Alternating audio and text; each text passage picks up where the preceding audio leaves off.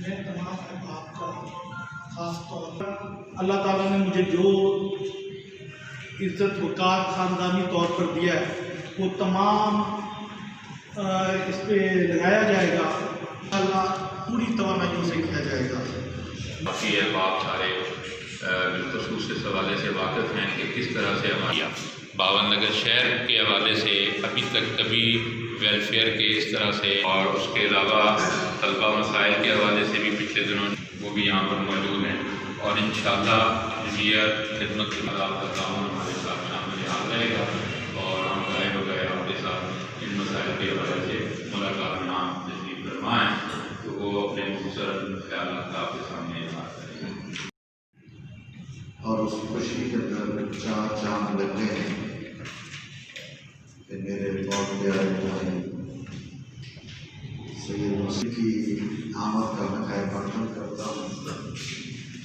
اور اللہ رب العالمین سے ان کے لیے، ان کے خاندان کے لیے اور تحریک اسلامی کے لیے، اس شہر کے لیے دعا کو لفظ خود استعمال نہیں کیا۔ عجیب اور غریب دورہ پر کھڑا ہے اور وقت سے گزر رہا ہے۔ معلوم نہیں ہوتا ہے کہ پاکستان کے طول و عرض میں کسی کی حکومت نہیں، اور دوسری طرف یہ پتہ لگتا ہے کہ حکمران یہ کہتے ہیں کہ ہمارے علاوہ کوئی نہیں، حکمرانوں کو صرف خود نظر آتے ہیں اور ساری دنیا کو کوئی حکومت نظر نہیں آتی۔ حکومت کی کامیابی اور ناکامی کے جو انٹرنیشنل اور نیشنل پیرامیٹرز ہیں، یا جو ایک فرد اپنے طور پر اس کے ذہن میں ایک تخیل ہوتا ہے، ان سارے معیارات پر اگر اس کو ناپا جائے تو موجودہ حکومت فیل ہو چکی ہے۔ اور میرے لیے اب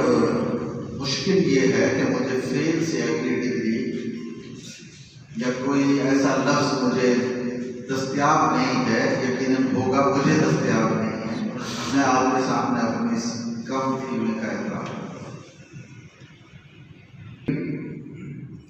دھرنے اور طویل ترین تقریریں اور طویل ترین دعوے اور ہر صورت کو بگاڑ کر،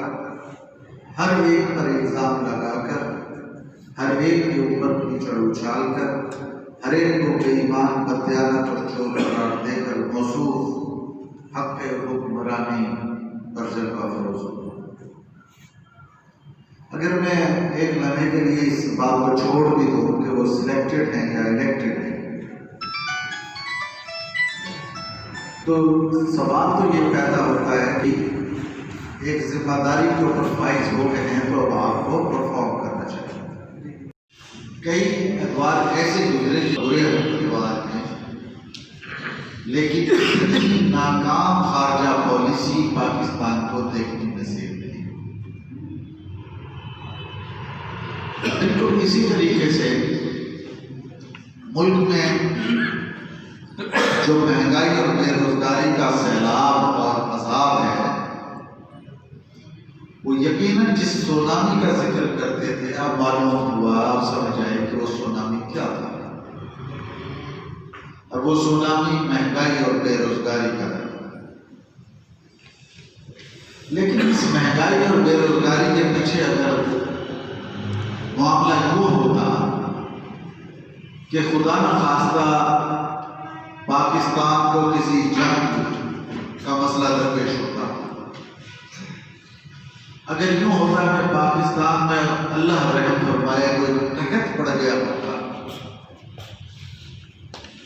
یا کوئی پہلے سے کئی گنا زیادہ کرپشن، پہلے سے کئی گنا زیادہ فضول خرچی، پہلے پہلے سے کئی گنا زیادہ اقربا پروری، پہلے سے زیادہ بد انتظامی اور پہلے سے زیادہ لوٹ مار کے نتیجے کے اندر یہ مہنگائی اور بے روزگاری کا تحفہ پاکستان میں عوام کو ملا ہے۔ ہر ملک چاہے وہ جس طرح کے حالات سے گزر رہا ہو، اشیاء خرد و نوش کے بارے میں اس کی ترجیح اول یہ ہوتی ہے کہ کنٹرول کرنا پڑے، سبسڈی دینی پڑے، قرض لینا پڑے، جو کچھ بھی ہو اشیاء خرد و نوش ہر امیر اور غریب کی پہنچ میں رہے۔ لیکن وہ ملک بلکہ وہ صوبہ جو پورے سب کانٹیننٹ کو گندم مہیا کرنے کے بعد برطانیہ عظمیٰ کو بھی مہیا کرتا تھا، اس ایگری بیسڈ کنٹری اور ایگری بیسڈ صوبے کے اندر کاغذ کی تھیلیوں میں، تھیلی کی طرح کاغذ کی تھیلیوں میں، لاہور، ملتان اور بڑے شہروں میں جہاں بھی ایسا ہوگا کہ تھیلیوں کے اندر روزانہ مزدور آٹا لے کر جائے، اور میری ان کو دیکھ کر روح کانپ جاتی ہے کہ اس ملک میں یہ دن بھی ہونا تھا کہ وہ گنا جس کی فصلیں بہتر فراہم ہوتی رہی، لیکن ان کے مقابلے میں تھرڈ کلاس لکڑی مہنگی تھی، گنا سستا تھا، لیکن اس گنے سے بننے والی چینی، اس چینی مافیا نے وہاں پہنچا دی کہ جہاں پر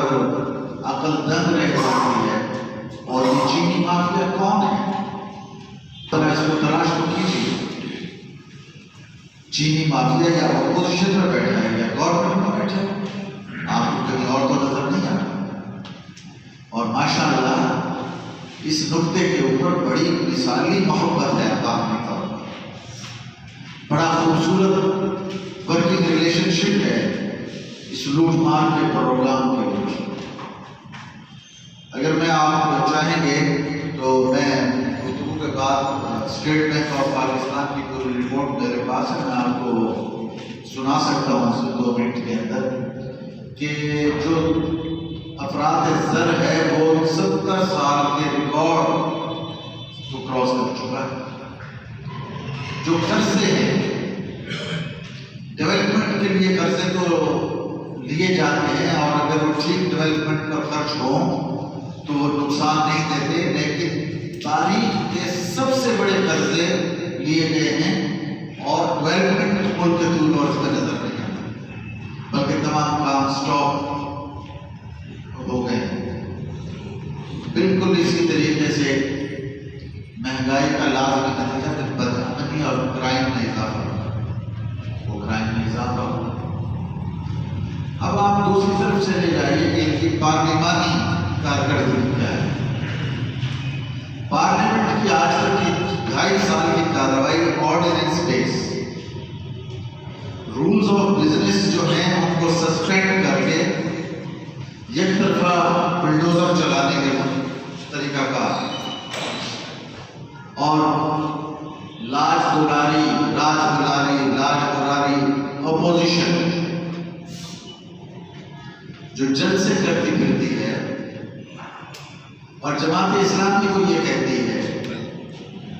اور میں اس سے قبل کہ آپ مجھ سے سوال کرتے میں پہلے ہی جواب دے رہا ہوں کہ یہ جماعت اسلامی کہاں کھڑی ہے۔ کوئی کہتے ہیں کہ یہ جماعت اسلامی پچ کے دونوں طرف کھیلتی، میں ان کو یہ کہتا ہوں کہ جماعت اسلامی اپنے پلیٹ فارم پر کھڑی ہے، آپ کا اپنا کوئی پلیٹ فارم نہیں، آپ کسی کے پلیٹ فارم پر کھڑے اور کسی کا ایجنڈا لے کر آگے بڑھ رہے ہیں۔ پھر یہ کہتے ہیں کہ پچ کے دونوں طرف کھیل رہی ہے، تو ان کو شاید سخت غلط فہمی ہوئی ہے۔ جماعت اسلامی پچ کے چاروں طرف کھیلتی، 2 طرف کی کھیلتی، اس لیے کہ جماعت اسلامی ایک اصولی سیاست کرنے والی پارٹی ہے۔ اسلامی تعلیمات اس کی بنیاد اور بیس ہیں۔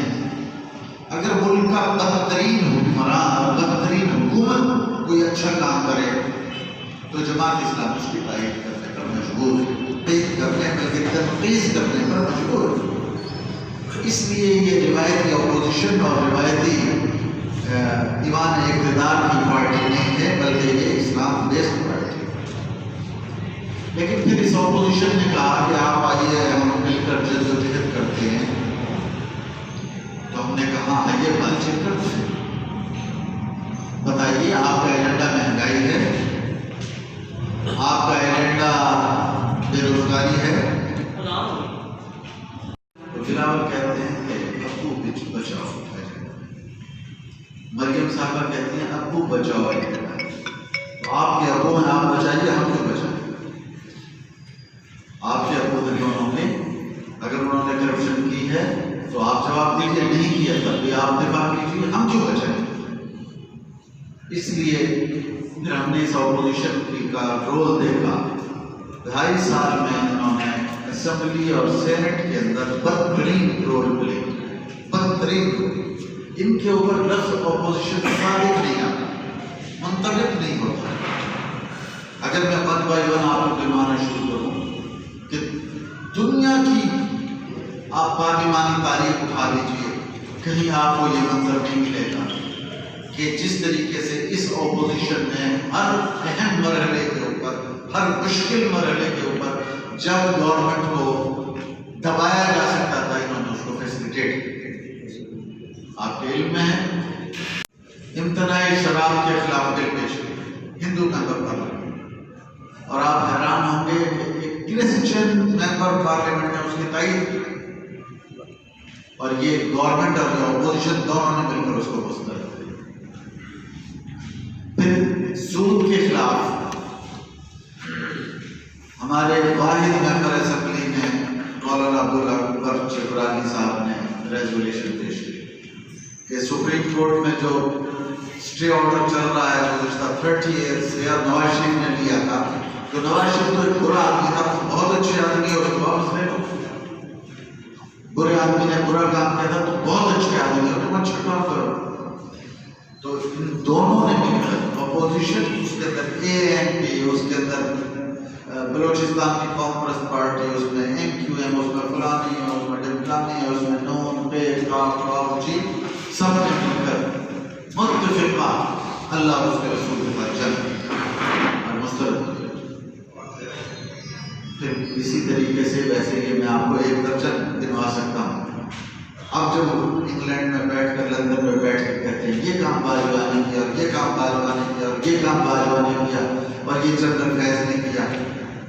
تو جب سپریم کورٹ آف پاکستان نے آرمی چیف کی ایکسٹینشن کا کیس قوم کو دے دیا ہے، پارلیمنٹ کو دے دیا، تو کس نے اس کی تائید کی، کس نے ایکسٹینشن کی؟ مجھے بتائیے۔ اگر وہ اتنے برے ہیں، اب تو نہ خواب ہے کہ وہ اتنے غلط ہیں اور اتنے برے ہیں اور اتنے غلط کام کرتے ہیں، تو آپ کو علم ہونا چاہیے کہ 3 ووٹ نکلے تھے اس کے اگینسٹ، 2 سینٹ سے، 1 قومی اسمبلی سے، اور وہ 3 صرف جماعت اسلامی ہے۔ جماعت اسلامی نے یہ ووٹ جنرل باجوہ کے خلاف نہیں دیے، نہ کسی کے حق میں دیے۔ جماعت اسلامی یہ چاہتی ہے کہ یہ جو آرمی چیف کی ایکسٹینشن اور تقرری، اس کو اس ملک میں سیاستدانوں نے اور فوج کے کچھ لوگوں نے بازیچہ اطفال بنا دیا ہے، اس کا خاتمہ ہونا چاہیے ایک باوقار اور پروقار طریقے سے، میکنزم کے تحت، جس کے کچھ کرائٹیریا سیٹ ہونے چاہیے، اس کے تحت آرمی چیف کا تقرر ہو، اور کسی صورت بھی اس کی ایکسٹینشن نہیں ہونی چاہیے، تاکہ پوری نیچے تک سطح تک کی چین متاثر ہوتی ہے۔ کیوں؟ لیکن انہوں نے اپنی تائید، اب یہ کس منہ سے اس کے خلاف بات کرتے؟ اس لیے جماعت اسلامی نے یہ فیصلہ کیا کہ وہ اپنے جھنڈے، اپنے نشان، اپنے پلیٹ فارم سے اپنا موقع پیش کرے، اور ہم اس پر الحمدللہ نہ پشیمان ہیں نہ پریشان ہیں، بلکہ یہ 11 کے باتوں کے جلسے ہو رہے ہیں، ان سے بڑی تعداد میں لوگ الحمدللہ جماعت کے جلسوں میں شریک ہو رہے ہیں، ان کو سن رہے ہیں، اور جو پاکستان کا انٹلیکچوئل طبقہ ہے اس کے نزدیک بھی جماعت اسلامی کے اس موقف کے اندر گزر حضرات، میں آپ حضرات سے امید کرتا ہوں کہ اس وقت ملک میں دوبارہ کورونا کی لہر شدت تک ہے۔ مجھے یہاں کے بارے میں ٹھیک معلومات نہیں ہیں، ملتان میں تو اب ہاسپٹل میں بیڈ دستیاب نہیں ہیں، لیکن ہمیں اب اس کورونا کے ساتھ جینا ہے، اس لیے اس کے ساتھ جینے کا رنگ ڈھنگ سیکھ لینا چاہیے اور سکھا دینا چاہیے۔ آنکھ ناک اور کان سوسائٹی آپ کے ذریعے سنتی اور آپ کے ذریعے دیکھتی ہے، تو آپ اس حوالے سے بھی قوم کو ایجوکیٹ کیجیے کہ وہ عمومی طور پر ماسک کا استعمال کریں، احتیاطی تدابیر کریں اور سوشل ڈسٹینس کریں، کاروبار بھی کریں، اسکول بھی کھولیں، لیکن احتیاطی تدابیر اختیار کریں۔